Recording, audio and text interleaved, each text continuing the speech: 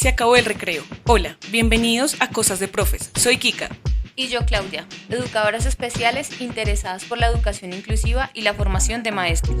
Somos fieles creyentes de Foucault, el Santo Freire, la Santísima María Montessori y host de este podcast.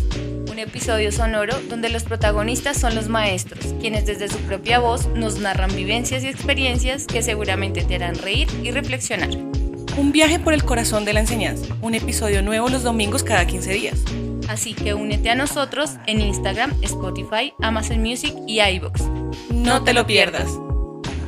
Le damos la bienvenida a Claudia Ávila. Se acabó el recreo, entonces bienvenida, Claudia. Hola, ¿cómo estás? Muchísimas gracias por la invitación y lógicamente, por permitirme compartir con los demás algunas cositas. Muchísimas gracias a ti, porque para contarle un poquito a las personas que nos escuchan, fuiste la primera persona que nos escribió a nuestro correo para querer ser parte de este podcast.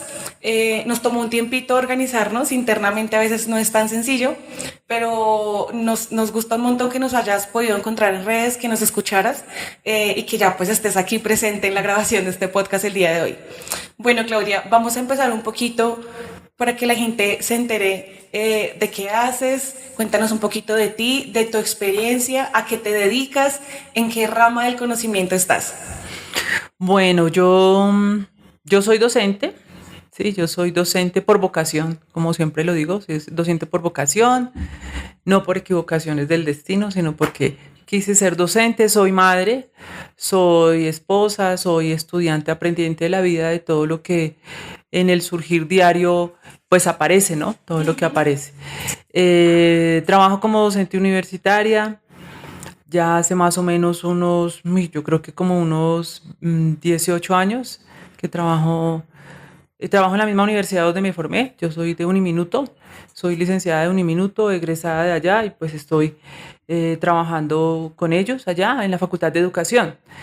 ¿Qué más te puedo decir de mí? No, pues soy una apasionada por compartir mis saberes con las personas que me encuentro todo el tiempo. Súper. Y por escuchar, lógicamente, y permitirme aprender de todo lo que pase en el diario, ¿no? No solamente del acontecer del compartir de experiencias, sino también del compartir de experiencias que no se notan, ¿sí? Del cotidiano de la vida.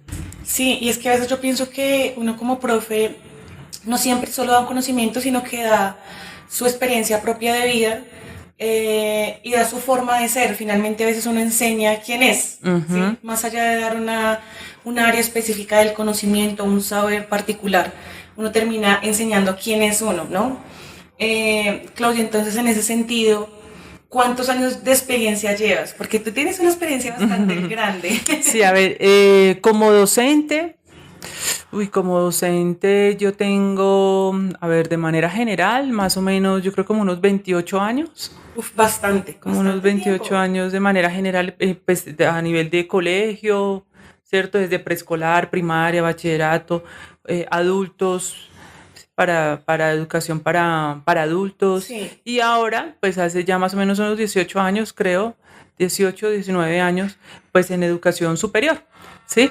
Y como te decía antes, pues en la Facultad de Educación llevo ya más o menos, yo estoy en la Facultad de Educación hace menos unos 15 años, estoy bastante en la Facultad de Educación. Pertenezco al Departamento de Pedagogía, que creo que es el espacio que le permite a uno, bueno, en Uniminuto hay una unidad que se llama Departamento de Pedagogía, sí, que es el encargada de trabajar toda la rama pedagógica en todas las licenciaturas que hay. En este caso en presencial tenemos 5 licenciaturas, entonces yo estoy con las 5 licenciaturas trabajando el área transversal de pedagogía. Entonces esta área le permite a uno amar más su profesión, ¿no? Claro. Dentro de lo que nos vienes contando, Clau, tú también nos contabas al inicio que tienes 2 hijos. Uh-huh. Entonces, cuéntanos un poquito cómo ha impactado en tu quehacer como maestra, pues el ser madre también, ¿no? Sí, claro. Yo estoy segura, cuando uno se vuelve madre,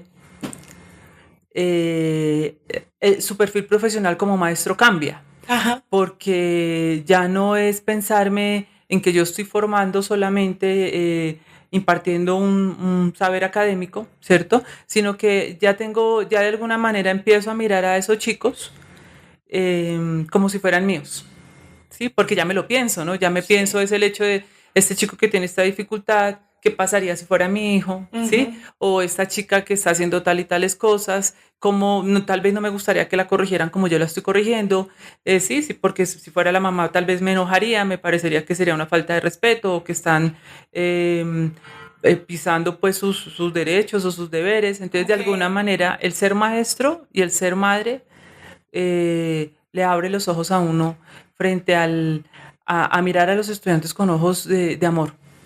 Como que te cambia la visión, te pone en la doble posición. Exacto. De madre maestro, ¿sí? Y uno creo que a veces con las madres que he podido compartir, como que uno se lo reflexiona más, uno piensa un poquito más. Sí, claro.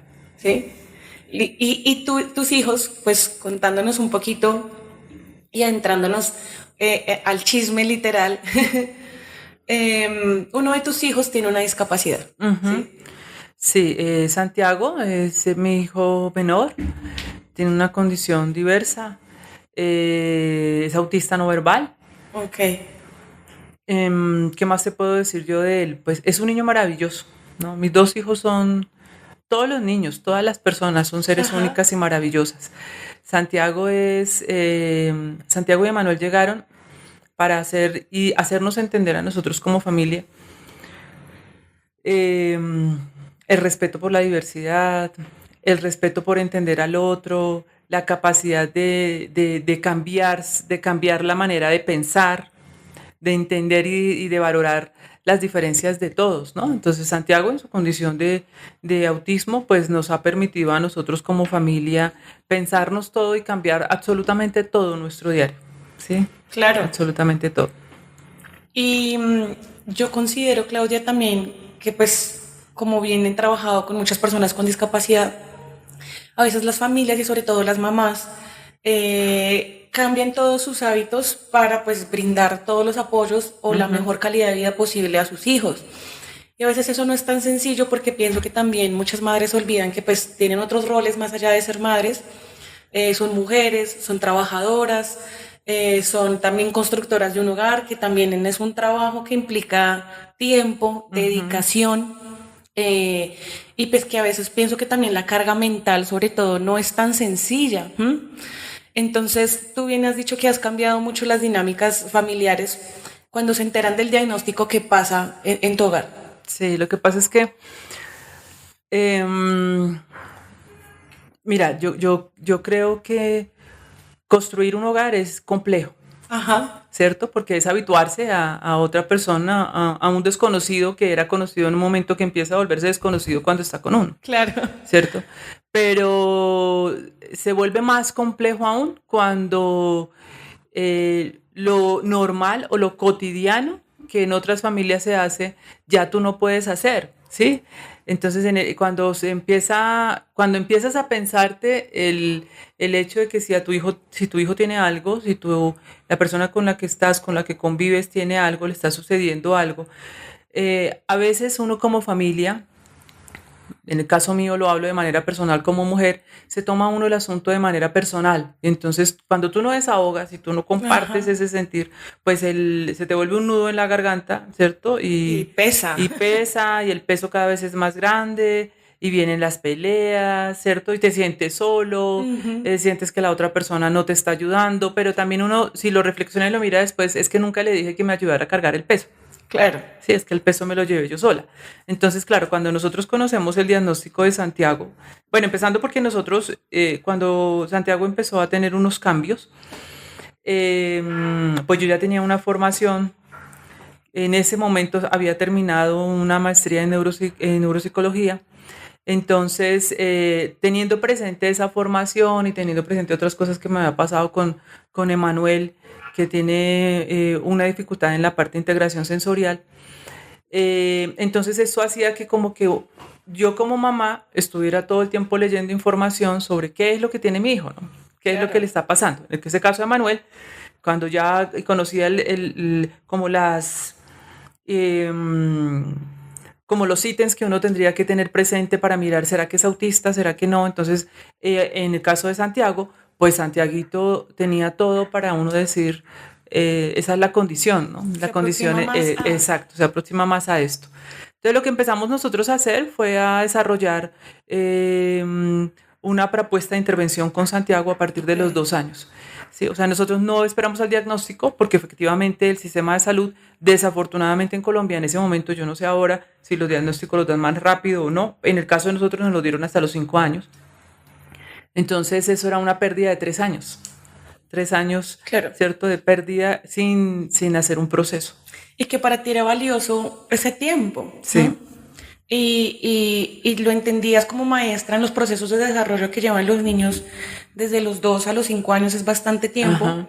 Y ese tiempo puede ser muy fructífero en poderte pensar que ya posiblemente era por esa línea del autismo y ya te habías planeado unas estrategias. Exacto. Antes de que nos cuentes un poquito de las estrategias, nos vamos a devolver un poquito, Claudia, a que nos cuentes, nos vamos a ir bien atrás, a que nos cuentes por qué decidiste ser maestra. ¿Qué te hizo tener esa iniciativa de decir, oiga, como bien no lo señalas al inicio, tengo una vocación, esta idea de vocación me gusta y esa vocación implica enseñar y aprender de otros, de estar como en ese diálogo, conversación y a veces tensión constante con los estudiantes, ¿no? Entonces, ¿qué te hizo decidir ser profe? Bueno, en un principio yo no tenía claro si quería ser docente, ¿sí? Yo soy la menor de 10 hermanos. Y solamente 2 de nosotros estudiamos en universidad, porque quisimos. Los otros, pues cada quien, si quería, tenía que pagarse su estudio, porque en ese tiempo, lógicamente, no había condiciones. ¿sí? Esa era la realidad del momento, era esa. Pero lo que yo sí tenía claro era que yo quería abordar algo que tuviese que ver con la parte humana. ¿Sí? ¿Por qué? Porque mi mamá, siendo una mujer campesina, una mujer sin estudio, siempre nos convocó a todos a ayudar al servicio, ¿no? Ayudar al otro, a enseñarle al otro, a trabajar por el otro. Mi mamá es una mujer muy católica, muy de la iglesia, y entonces ella lo llevaba a uno, en tal casa necesitan tal cosa, vaya y ayude. Entonces ese don de servicio, digámoslo así, que mi mamá de alguna manera empieza a trabajar en nosotros, hace como que de alguna forma, en el caso mío, me pensara en, pues, ¿por qué no la docencia? ¿Sí? De manera, en ese momento yo lo que quería estudiar era historia, ¿sí? Quería estudiar licenciatura en historia, pero pues por las mismas condiciones económicas, yo no podía ubicarme en una universidad lejos, porque si tenía plata para pagarme el semestre, ¿sí? Yo cuando empecé a estudiar en la Minuto, yo era cajera del Éxito, y pues tenía que coger el bus, me pagaban un poquitico más del mínimo y que con eso pagaba el semestre. Entonces tenía que estar cerca de la casa. ¿Sí? Entonces esto hace que busquemos una universidad cercana, a la Minuto de Dios, qué licenciaturas hay, tales y tales, cuál me gustaría, bueno, metámonos en informática, ¿sí? Y resulto pues metida en la licenciatura en informática, con unos maestros excelentes que a nivel pedagógico, el disciplinar también, pero que a nivel pedagógico me hicieron entender la cosa de otra forma. Ok. ¿Sí? Empiezan como a moverte las fibras y de alguna manera salgo pues de un minuto, sigo formándome en el campo como de las TICs, pero después por cosas del destino resulto estudiando todo lo que tenía que ver con problemas de aprendizaje y sigue como la formación frente a lo pedagógico más que lo disciplinar, ¿sí? Y creo yo que, yo no creo, yo estoy segura que yo no me equivoqué de carrera. Ajá. No me equivoqué. Yo amo lo que hago, me gusta hacer lo que hago, me encanta estar en el aula de clase con los estudiantes, no me gusta estar en las oficinas, no me gusta la parte administrativa, me encanta lo pedagógico, estar con ellos, hablando con ellos, escuchándolos y aprendiendo de ellos. Es que yo creo que a veces esa tensión entre trabajar en las oficinas y los temas administrativos es también bien complejo porque pues implica una toma de decisiones, tal vez con las que no siempre toda la comunidad educativa, sea universitaria o escolar, por escolar me refiero a instituciones de educación básica. Entonces, esas decisiones a veces no es tan sencillo pensándolas en un común, Mientras que como uno dice coloquialmente untándose con los propios estudiantes, digamos que a veces también es más sencillo en términos, por así decirlo, muy prácticos, por decirlo menos, pues pensarse la educación, problematizarla y pues bien te decía esas tensiones que a veces puede pasar en los diálogos con los estudiantes, que creo que también es muy relevante. Yo creo mucho en un autor que he leído bastante últimamente, que se llama Carlos Escliar, y dice que precisamente la relación del maestro con el estudiante es esa tensión, pero también el poder escuchar y conversar. Esa relación del maestro con el estudiante es tener un diálogo conversacional donde pasan muchas cosas, donde piensas, analizas, reflexionas y algo debe quedar en ti, esa huella, esa mella, algo en el corazón, pero sobre todo en la cabeza finalmente, ¿no? Claudia, y después de toda esta experiencia, pues decides formarte en lo que tú bien nos decías, un poco hacia las neurociencias, los problemas de aprendizaje, y ¿qué te ha gustado de todas estas temáticas? Bueno, yo creo que, y vuelvo y toco el autor que tú estás mencionando, a Carlos Esliar, porque él habla de la pedagogía de las diferencias, ¿no? Ajá. Y cuando habla de la pedagogía de las diferencias, hace mención a entender al otro como diferente, ¿sí? Y como el otro que me ve diferente a mí se tiene que aguantar mi diferencia. Claro. ¿Cierto? O sea, ¿quién es ese que está hablando conmigo? ¿Sí? ¿Quién es esa persona? Y yo creo que lo que más me ha gustado de haber estudiado todo este tema de las neurociencias y seguir estudiándolo es que desafortunadamente, y digo desafortunadamente porque así es, en este momento de la vida, las problemáticas a nivel cognitivo están siendo cada vez más amplias, más grandes, las dificultades de aprendizaje, totalmente de acuerdo, los trastornos en el aprendizaje, las condiciones con las que nos encontramos. Entonces encontramos niños pequeños que están empezando a hacer así todo el tiempo, parece una receta médica cuando van, ¿cierto?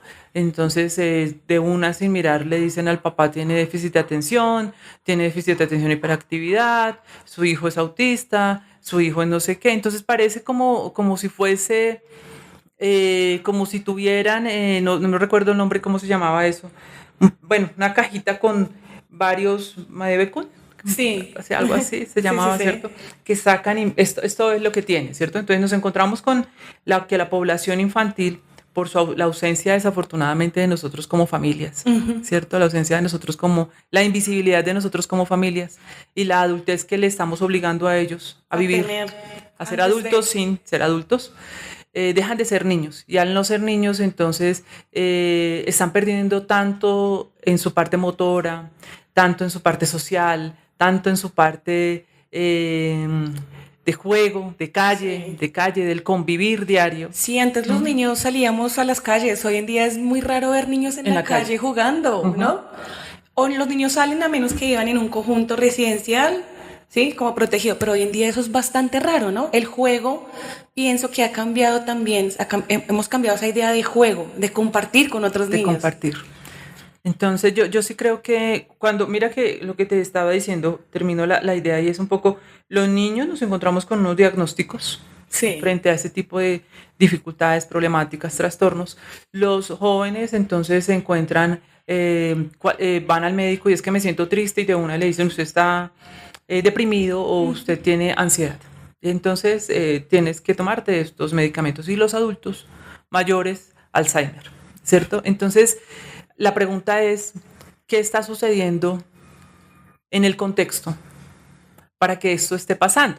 ¿Sí? Yo pienso que la pregunta sería pensarnos en este tipo de cosas. Sí. Y que nosotros como maestros, nosotros como familia, como habitantes del territorio, empecemos a pensarnos y a mirarnos cómo volver ¿no? Cómo volver a estar, cómo volver a convivir, cómo volver a mirarnos, a sentirnos, ¿cierto? Cómo volver a comer sano, cómo volver a interactuar de la manera como lo hacíamos, cómo volver a tocarnos y sentirnos, ¿sí? Claro. Porque yo considero que, es decir, si tú miras toda la parte de la neurociencia y todo, de alguna manera, y todas las teorías que han surgido ahora volvamos a lo de antes. ¿sí? Sí. O sea, necesitamos humanidad, ¿sí? Y creo yo que, claro, las neurociencias están de moda y ahorita eso, mejor dicho, todo el mundo Un quiere boom. hacerse una maestría en inclusión, una Sí, maestría totalmente. en educación inclusiva, en interculturalidad. Está de moda Sí, es un hacerlo. tema de moda. Está de moda, pero el cuento es, tengo la maestría, tengo el doctorado, tengo el estudio que sea sobre eso. ¿Y qué hacemos con eso? ¿Y qué hacemos con eso? ¿Cómo afrontamos esas vidas? Exacto. O cómo actúo cuando llego a mi aula de clase, un estudiante en condición diversa, a nivel cognitivo, a nivel cultural, ¿cierto? A nivel de orientación, de lo que sea, y yo me retraigo y me hago que no está y lo invisibilizo. Ahí se me cae el discurso, se me Claro, cayeron los diplomas. Y se me caen los diplomas, o sea, puedes tener todos los estudios que quieras, pero finalmente, ¿qué hacemos con eso que estudiamos? Yo también considero que a veces muchos profes de pronto tenemos una formación muy grande. De hecho, hace poco en algún lado conversaba con alguien, si no estoy mal, que, por ejemplo, casi el 70-80% de los profes que trabajan en el distrito ya tienen una formación posgradual, ¿sí? Pero entonces a veces de pronto no vemos ese impacto tan grande, claramente por las tensiones entre la práctica pedagógica y las políticas mismas de la educación, pero a veces como que nos quedamos cortos, pareciera que nos quedáramos cortos, y los profes teníamos muchos conocimientos y tenemos un campo de saber bien amplio, Súper amplio. muy amplio, pero a veces pareciéramos que siempre acudiéramos a la pregunta de qué hacer, no sé qué hacer. Exacto. ¿Sí? Sí. Y tú dices algo maravilloso y es que ojalá los profes que escuchen esto lo tengan muy en la cabeza. Nosotros, de verdad que sí, nosotros sabemos muchísimas cosas y no creemos que sabemos. Sí. Sí, los profes de educación preescolar, primaria, en los colegios del distrito hacen unas cosas maravillosas. Ellos hacen unas propuestas pedagógicas con las que uno se quita el sombrero frente a lo que ellos hacen. La gente que está, los profesores que trabajan en colegios rurales, ¿cierto? Hacen unas cosas maravillosas con las uñas, ¿sí? Tienen Unas una creatividad. propuestas de investigación maravillosas. Y pues lo digo yo porque en un momento determinado estuve trabajando con otra universidad y ahí uno iba a ayudarles a los profes a hacer sus propuestas de investigación y los Sí. profes le decían, pero es que yo no hago nada, ¿yo qué puedo investigar? Y uno, cuénteme qué hace. Y cuando uno iba a los colegios, miraba lo que hacían, sus prácticas eran investigadas todo el tiempo, o sea, era una propuesta Claro. de investigación todo el tiempo. Y a veces los profes creemos que la experiencia que tenemos o que hacemos a diario no es conocimiento. No es conocimiento, que no vale. Que no vale, porque no está escrito por un gran teórico o porque no está en un libro. Y creo que la experiencia también es muy valiosa porque precisamente, tú lo has dicho, hay gente que tiene una creatividad y yo creo que también es común que a veces los maestros construyan con las uñas. Sí. En nuestros últimos tiempos eso es algo bien común en los profes. Hay profes que construyen con las uñas desde cero a veces. Y otra cosa que yo creo que nos falta mucho a los profes es la sistematización y la De las colaboración con los colegas, ¿sí? Sí.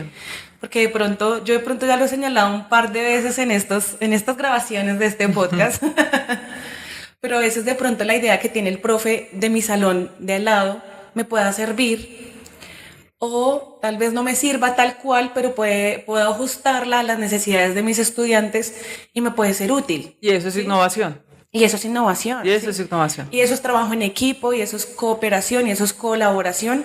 Entonces pienso que a veces hemos perdido un poco ese diálogo del saber pedagógico entre maestros y por eso a veces quedan como muy por encimita las experiencias que pueden ser muy valiosas, son muy creativas, y que a veces cuando también dejamos de sistematizar esas ideas, pues claramente quién se las lleva, quién las conoce. Sí, claro. ¿Sí?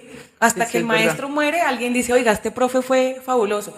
Pero O se las toma el rector. O se las como toma el propio rector, por cuando ejemplo. hacen sus socializaciones Sí, en y las eso- alcaldías o bueno, lo que Y sea. eso pasa mucho, entonces el compartir esas ideas o por lo menos escribirlas, creo que sería muy útil para compartir el conocimiento que finalmente creo que eso también es un objetivo del ser maestro. Es que hay que cacarear, decían por ahí, ¿no? Sí, Dicen sí. y es verdad. Y- Si usted no cacarea, o sea, usted quiere que miren su trabajo y que lo valore, cacaree. Claro, y a veces Y eso sonará es para la vida.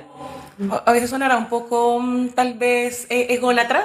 Pero hay que mostrar lo que Hay uno mostrar hace. lo que uno hace. Hay que mostrarlo con orgullo y hay que decirlo con orgullo, ¿cierto? Es decir, es que yo estoy haciendo esto, o eso que tú estás haciendo, eso es una propuesta mía, porque a veces también sucede, Sí. frente a lo que tú estás diciendo, que nos convertimos.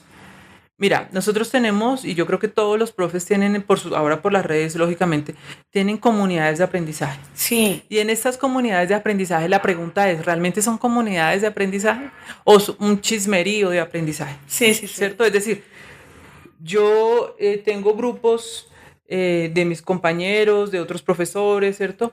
Pero acá nos estamos ayudando entre todos, o acá de pronto algunos... o nadie convoca nada y solo mandan la oración de la mañana, Y ya. el muñequito que salió, ¿cierto? Y ya se quedó en eso. Entonces, si yo no aprovecho esos espacios en los que de alguna manera conozco gente que no conozco de manera presencial, Claro. ¿cierto? Pero que me pueden nutrir a mí en mi formación, pues yo cómo no la voy a alimentar, ¿cierto? Entonces acá el cuento es pensémonos y aprovechemos todos esos escenarios de aprendizaje para realmente generar comunidades que nos permitan a nosotros, como Crecer tú en dices, conjunto. crecer y lógicamente empezar a pensarnos en sistematicemos lo que hacemos, contemos lo que hacemos, mostremos lo que hacemos, ¿sí? Pero, y lo otro es que en muchas ocasiones, Angélica, surgen propuestas, el ministerio dice, se convoca, tú miras en Facebook, en cualquiera, entonces se convoca a los profesores, una ponencia, no sé, una conferencia, y uno dice, no, pero yo qué voy a presentarme si yo no hago nada.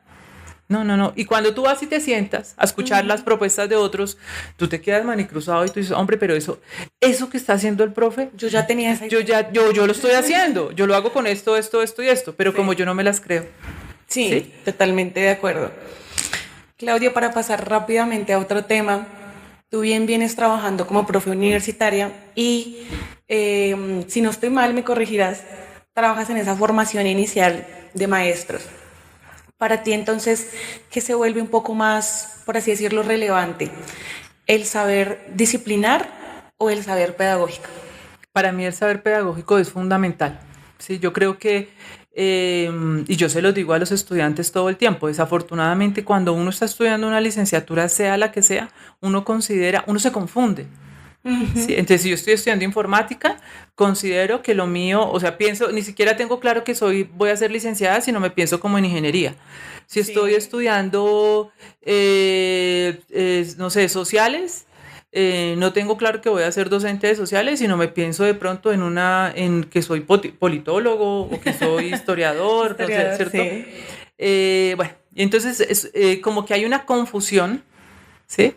Si estoy estudiando artística, les digo ya a los chicos, ustedes no son artistas, ustedes están estudiando licenciatura en informática, en artística, ¿sí? Entonces como que empiezan a primar un poco más cuando está estudiando uno el saber disciplinar, porque claro, es lo novedoso, son esos escenarios o esos espacios que me convocaron a estar ahí.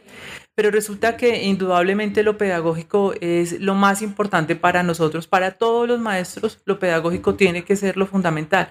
Si yo no tengo claro con quién estoy, si yo no tengo claro cómo aprender del otro, ¿sí? Porque yo le digo a los chicos en la universidad, usted no va a ir a enseñar en un colegio, usted no va a ir a enseñar en una fundación, en un instituto, no va a ir a enseñarle a los demás, usted va a ir a aprender de los demás.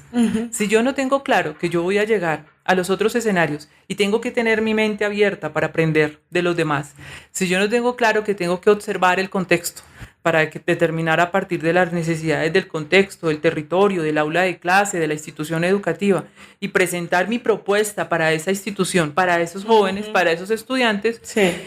pues cualquier persona puede estar en el aula de clase, ¿sí? Que de hecho, si lo miramos, el ministerio lo propone de esa forma. Totalmente. El ministerio dice, hay un concurso, Cualquiera puede estar.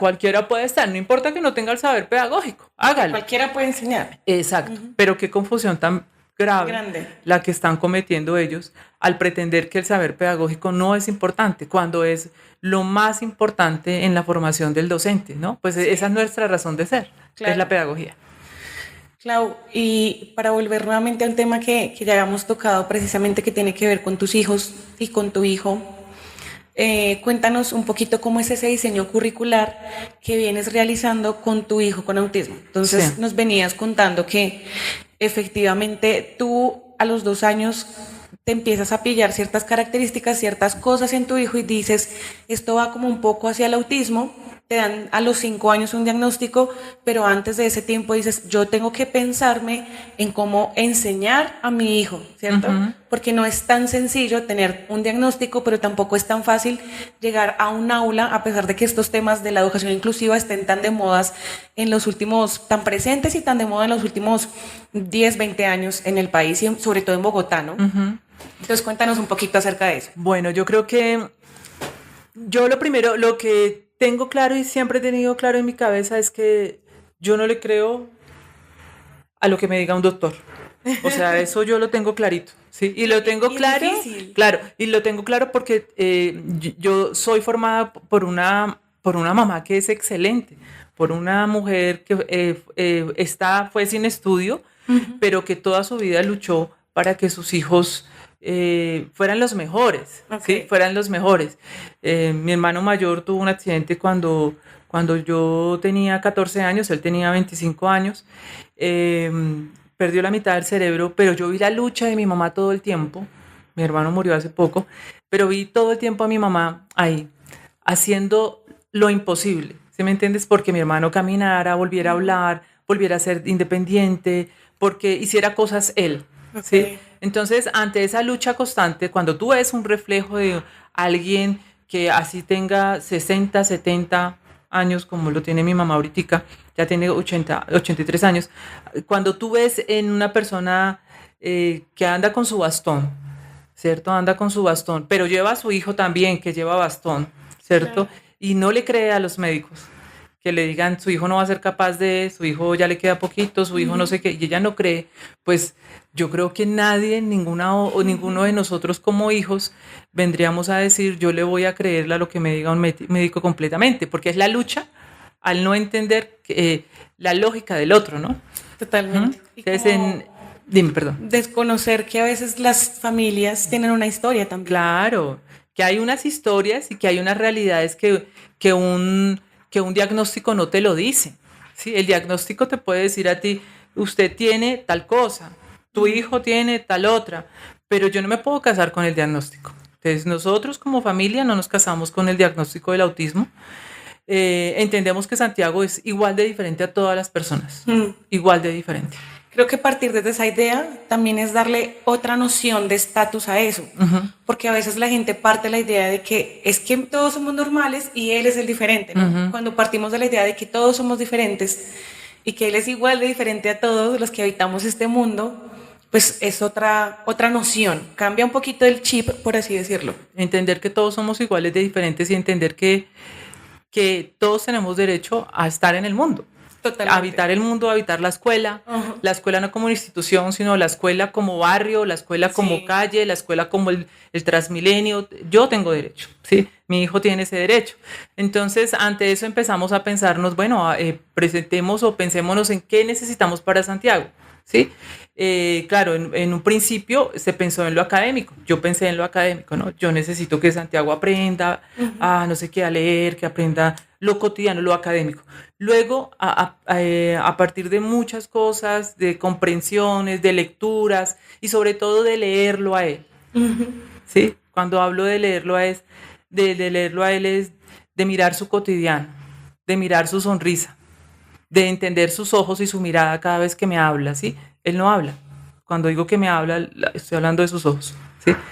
Cuando entramos en esos diálogos con Santiago de silencios, entonces yo empiezo a entender que yo como mamá la estoy embarrando y que mi propuesta tenía que ir por otro lado. La propuesta de nosotros ha cambiado, yo creo que cada 6 meses va cambiando, cada rato cambia constantemente. En este momento, la propuesta curricular de Santiago está pensada para la vida de él, para que él se desenvuelva en la vida, en una dependencia sana. Yo no le llamo independencia, yo le llamo una dependencia, todos dependemos de alguien. Sí. ¿Cierto? Entonces, que tenga una dependencia sana, que los demás puedan entenderlo y comprenderlo a él de una manera tranquila, ¿sí? Sí. Por eso, por lo mismo, nosotros hacemos nuestra propuesta, la propuesta curricular de Santiago está pensada frente a las habilidades adaptativas, ¿sí? Las habilidades básicas adaptativas para la vida. Entonces tenemos desde el autocuidado, ¿sí? Si lo pensáramos nosotros como esas materias que tenemos en el colegio, ¿cierto? En una propuesta normal, entonces nos estaríamos pensando en un espacio de aprendizaje que se llama autocuidado. Esa sería una materia. Esa sería una materia, por ejemplo. Pensamos en otro espacio de aprendizaje que se llama seguridad para la vida. Tenemos otro espacio de aprendizaje que se llama comunicación. Tenemos otro espacio de aprendizaje que se llama que trabaja toda la parte motora, ¿sí? Tenemos el de autonomía, ya te dije, ¿cierto? Sí. Bueno, en este momento bueno, todo lo que trabajamos con memoria, concentración, o sea, todo lo de las funciones ejecutivas. Ajá. Y de ahí surgen como toda la propuesta, ¿cierto? Entonces, toda la propuesta de Santiago, que tiene más o menos unas 6, 7 categorías frente a las que te mencionaba anteriormente, era pensarse ahora, ¿qué necesitamos en cada cosa? ¿Qué necesitamos nosotros en autocuidado? Yo necesito que Santiago aprenda a cepillarse los dientes solo. Yo necesito que Santiago aprenda a bañarse solo. Necesito que aprenda a comer solo, a servirse un alimento, que se aprenda a amarrar los zapatos, a cambiarse, a limpiarse la colita cuando va al baño, ¿sí? Que entienda que esa ropa está sucia y esta está limpia. Entonces hacemos un listado de cosas de lo que tendría que estar en cada una de esas categorías, es decir, la materia grande, autocuidado, y qué subtemas yo tengo que enseñar. Okay. ¿Sí? Acá el cuento es entonces en pensarnos ahora cuál sería la metodología adecuada para Santiago, ¿cierto? Si bien es cierto que otros niños aprenden de una manera muy rápida, en el caso de Santiago, ¿cierto? Porque no todos los niños con autismo son iguales, porque todos somos diferentes, entonces todos aprendemos diferente. Pero en el caso de Santiago, su proceso de aprendizaje es muy pausado, ¿sí? Entonces, igual que como está planteado frente a algunas metodologías específicas para trabajar con personas con una dificultad cognitiva, empezamos a pensarnos en la repetición, empezamos a pensarnos en los apoyos, ¿cierto? En trabajar con un apoyo total, un apoyo parcial, un apoyo modelado, un apoyo verbalizado solamente, hasta que lo dejamos sin apoyo, ¿sí? Y entonces vamos haciendo un checklist de qué cosas se está haciendo, ¿no? Entonces, ¿se está lavando los dientes solo?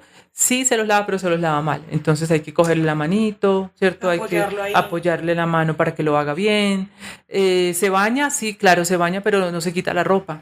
Entonces él se puede levantar, sabe que se tiene que bañar, se baña con ropa, ¿sí? Abre la regadera con la pijama.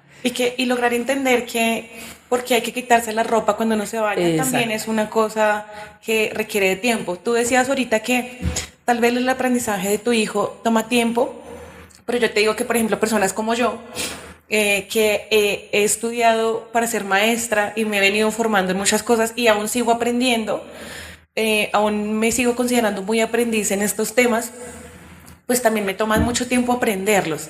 Y cuando no es a mi tiempo, no lo aprendo, ¿sí? Entonces lo tengo que hacer a mi tiempo, a mi modo. Me demoro tiempo, sí, pero pues también lo acepto, lo asumo, y si sé que quiero conocer algo, quiero aprenderlo a profundidad, me va a tomar mucho tiempo. Entonces lo hago a mi modo, y esa ha sido mi mejor manera de conocerme cómo aprender. Entonces no solo tiene que ver, a veces pienso yo, con esa idea de que tenemos un poco de la discapacidad, que es que todos aprenden lento o hay niños que aprenden muy rápido. Hasta los adultos tenemos unas dificultades totalmente bien, por así decirlo, difíciles, pero pues cuando uno aprende a conocerse, uno sabe en qué tiempos te tienes que manejar para hacer ciertas cosas, tus tareas, tus trabajos y demás.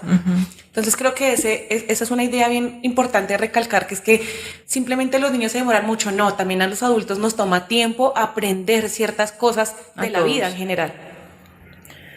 A todos, sí. Bueno, y frente a la propuesta, como te venía diciendo, pues estamos como categorizados frente a esos espacios, como te decía. Nos vamos pensando todo el tiempo en cuáles serían el trabajo para esas habilidades. Hablaba esta semana precisamente con la psicóloga de Santiago y le decía, hay una necesidad grande por parte mía, porque él compre las cosas él, ¿sí? Porque él vaya a comprar. Entonces empecemos a trabajar que él aprenda a comprar, ¿sí? Yo lo mando a él con papelitos escritos a veces. Va conmigo, ¿no? Lógicamente. Ajá. Va conmigo. Por ejemplo, va a comprar... este fin de semana le decía a Manuel, Santiago va a ir a comprar 2 tamales. Entonces le escribí en una hojita, 2 tamales. Entonces le entregué a él el billete y le dije, Santiago, esto es un billete de 10,000. lógicamente no hay una comprensión de moneda, pero se lo tengo que enseñar. Claro. ¿Cierto? Este es un billete de 10.000, se lo vas a dar a la señora cuando pagues. Esto se lo vas a dar. Y le mandé la bolsita, una bolsita de tela para que metiera los tamales ahí. Entonces yo le decía a mi hijo, él tiene que entregar el papel. Cuando Santiago va conmigo, yo lo hago que le entregue los papeles, ¿sí? Pero el cuento acá es el otro. ¿Cómo lo recibe el otro, el de la tienda, ¿no? Sí. Cuando hay personas de la tienda, hay personas maravillosas a veces con las que yo me encuentro que llegamos y lo saludan. Hola Santiago, ¿cómo estás? Y él se sonríe, les entrega el papel y ellos le dicen, ¿quieres esto? Él mueve su cabeza, me mira a mí, sí o no, y lo va colocando, ¿sí? Entonces yo le voy diciendo, ya te dieron esto, ya te dieron los tomates, ahora sí, vamos a comprar, tienes que comprar, no sé, una cebolla. ¿Dónde están las cebollas? Entonces, mira, estas son las cebollas, coge una cebolla, ¿sí? Pero es como el otro lo recibe, porque a veces nos encontramos con personas, con vecinos, ¿cierto? La comunidad que es tan compleja, los seres humanos somos tan complejos, que el niño entrega un papel y lo miran y yo no lo entiendo y le devuelven el papel, ¿sí? Entonces ¿cómo es que no somos como más empáticos? Empáticos, ¿cómo es que no somos empáticos si no entendemos que este otro que está del otro lado, que esta mamá está enseñándole, que le tiene que enseñar a que él sobreviva en este mundo que es tan complejo y tan difícil? Y qué más práctico de enseñar que pues teniendo esa experiencia de cómo se gasta el dinero, qué hay que comprar y haciendo ese ejercicio de te pago y me devuelves si se requiere, ¿sí? Entonces creo que eso es lo más importante, por ejemplo, a la idea también de comprender números, las nociones, el concepto. Ajá. Y la idea de la moneda, que también es difícil. Es que es todo. Mira que yo les digo a los chicos en la universidad, si uno se tomara su tiempo para desglosar todo lo que se aprende en la vida, pues somos unos berracos. Totalmente. Somos unos berracos porque aprendes a amarrarte los zapatos siendo tan complejo, tan difícil amarrarse los zapatos, ¿cierto? Toda la actividad motora todo, y la concentración. Sí, claro, la atención, la mirada, ¿cierto? Toda la atención conjunta que tienes que tener para desarrollar ese proceso, para ir al baño, ¿sí? Por eso es tan complejo cuando tú ves en todas esas comunidades de las familias que dicen, mi hijo tiene 6 años y no ha ido al baño, no ha aprendido a ir al baño, ¿cierto? Entonces yo les respondo a las familias, pues dale su tiempo. Claro, porque yo ya pasé por ahí, ¿cierto? Por ese duelo de ver que todos lo hacen y el mío no lo lograra. El mío ya lo hace, pero en la noche tiene pañal, por ejemplo. Tiene 9 años y en la noche tiene pañal. Pero acá es entender el cuerpo del otro, ¿sí? Es entender que yo entienda que tengo ganas de ir al baño, ¿sí? Que yo entienda que tengo frío y me quiero poner una chaqueta, que yo entienda que algo me está lastimando mi dedo, ¿sí? Pero si mi cuerpo no lo puede expresar con una mirada, con un grito, ¿cierto? Con un malestar, pues cómo nosotros como familia, ¿cierto? Como comunidad vamos a lograr atender las necesidades de esa personita. Entonces, es enseñarle a él a que él haga o dé a conocer sus habilidades. Y para eso les digo yo a los chicos, si usted no observa, si usted no mira a su alrededor, perdemos muchas cosas. Claro. Claudia, tú nos dabas ahorita unas pequeñas pistas, por así decirlo, pero al inicio pues nos contabas que tu hijo es un niño con autismo no verbal. Y eso implica que a veces, aunque no pareciera, solemos pensar que la comunicación siempre tiene que ser dicha, hablada. Entonces, que debe haber una conversación con la palabra y la articulación que eso implica, ¿no? Entonces, yo creo que muchos nos preguntaremos cómo es ese canal de comunicación que tienes con tu hijo y cómo logra, por así decirlo, hacerse entender ante ese otro con la idea de, por ejemplo, de tú mandarlo, más allá también del papelito con el que logras esa interacción. Pero entonces, ¿cómo se comunica él? Sí. Bueno, pues gracias a Dios, Santiaguito ya ha logrado, ¿cierto? Ya en este momento, no al 100%, si habláramos de unos porcentajes, yo diría que en un 30% tiene una comunicación intencionada, ¿no? Okay. Y cuando hablamos de comunicación intencionada es todo esto de cómo el otro se hace entender, sí, ¿cierto? ¿Cómo me hago yo entender ante unas necesidades? Pues, hablo de un 30 porque lógicamente hay cosas que nosotros no entendemos qué es lo que él quiere, ¿sí? Trabajamos con pictogramas, algunos pictogramas, pero es sobre todo entender, es saber, es entender al otro. No sé si me hago entender con eso, es decir, y yo les digo a los chicos en el aula de clase, tienen que ser capaces de mirar a los estudiantes. Usted tiene que ser capaz de entender su mirada, entender el gesto que le hace, la manera como se está sentando, las veces que se mueve, porque todo esto me está indicando estoy cansado, tengo sueño, no quiero estar más acá, ¿cierto? Cuántas veces está mirando el celular. Es decir, atrevernos a entender el lenguaje que no es verbalizado. ¿Sí? Y a nosotros Santiago nos ha permitido eso, nos ha enseñado eso. ¿Sí? Entonces nosotros de manera fácil entendemos sus angustias, entendemos lo que siente, entendemos lo que le pasa porque él si se siente desprotegido te coge rápidamente y te pone los brazos para que tú lo abraces o te coge las manos para que tú le tapes los oídos. Entonces uno ya sabe que es algún sonido que no le está gustando o empieza a gritar y de pronto identificas que es algún olor, ¿sí? Entonces, él de alguna manera nos ha permitido a nosotros ese tipo de cosas, pero yo frente a lo que tú también mencionabas, yo sí quiero dejar algo aquí, ojalá los fonoaudiólogos lo escuchen y es que entiendan, que se metan en la cabeza que un niño no verbal no es mudo, ni es sordo, ni es sordo, sí, ni es sordo. Porque ellos se meten de plano a decirle a uno, vamos a enseñarle lenguaje de señas. Y entonces no le hable, sino hágale solo señas. Y yo les digo, pero le entiende. Yo no le puedo quitar la voz. ¿Sí? O sea, ¿cómo se les ocurre que yo le deje de hablar a mi hijo? Si es que él no es sordo. Y ¿sí? Que ese acto de habla también tiene un tono, una intencionalidad. Claro. Y dentro de eso también va, pienso yo, involucrado un sentimiento también de amor, de cariño. Claro, y es que es ilógico que tú le quites una facultad a alguien cuando la tiene.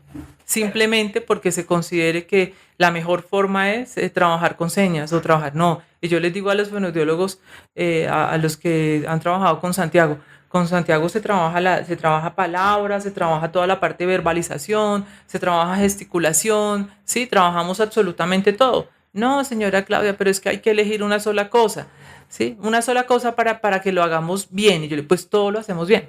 O sea, las 4 cosas que vamos a trabajar con Santiago las tenemos que hacer bien, porque como no sabemos cuál le va a funcionar. Claro. ¿Sí? Entonces, ¿qué tal le quitemos una que le esté funcionando? No, hay que trabajar todos, ¿sí? Me decía el neurólogo el año pasado, en la junta médica, me decían, posiblemente tu hijo ya no habla, ya no va a hablar. Y yo le dije a él, usted no me puede decir a mí eso, ¿no? Entonces yo le decía al neurólogo, es ilógico que ustedes se atrevan a decir una cosa de estas a una familia. Yo le decía, porque gracias a Dios yo tengo, o sea, a nivel emocional estoy fuerte, pero cuando una familia no llega fuerte ante una junta médica y los médicos le dicen eso, se le tumba el mundo a uno. Totalmente. Sí, entonces no le digan, no seamos capaces de decirle al otro su hijo no va a hablar, no seamos capaces como maestros de decirle su hijo no es capaz de, no va a llegar a, ¿sí? Mejor retírelo. Sí, acá no cabe, es que él no da con esto. Y yo les digo a los chicos también, acá no hablemos de necesidades educativas de los estudiantes, hablemos de necesidades de enseñanza del maestro. Claro, otra forma de pensar esa idea. Yo soy la que tengo la necesidad de enseñanza, no sé cómo enseñar, no es el niño que no sabe aprender. Clau, como el tiempo es tan corto en este podcast, tenemos que venir dando cierre un poquito a todas estas ideas. Nuevamente te agradezco un montón por estar aquí. Quisiera saber si también nos quieres compartir de pronto tus redes o un correo donde alguien te quiera o te pueda contactar, que nos puedas dejar aquí en este momento. Sí, bueno, mi correo electrónico es clavila49@gmail.com y me encuentran en redes sociales como Claudia Ávila Vargas. Listo, muchas gracias, Claudia. Bueno, muchas gracias a nosotros gracias a ti. Nos pueden encontrar como @cosasdeprofespodcast en Instagram y nos puedes encontrar en su plataforma de audio favorita. Nuevamente, bienvenida a este podcast. Esperamos tenerte también en otro capítulo, si es posible, hablar de otras ideas, otras cosas, y te agradecemos por todo tu tiempo. No, muchas gracias a todos y nada, todos somos iguales de diferentes, entendamos eso. Gracias, Claudia. Que estén bien, chao pues. Chao. No olvides que tú también eres parte de este podcast. Déjanos tus preguntas, comentarios y sugerencias en nuestro Instagram @cosasdeprofespodcast. Y síguenos en Amazon Music, Spotify, iVoox y Google Podcast. No te lo pierdas.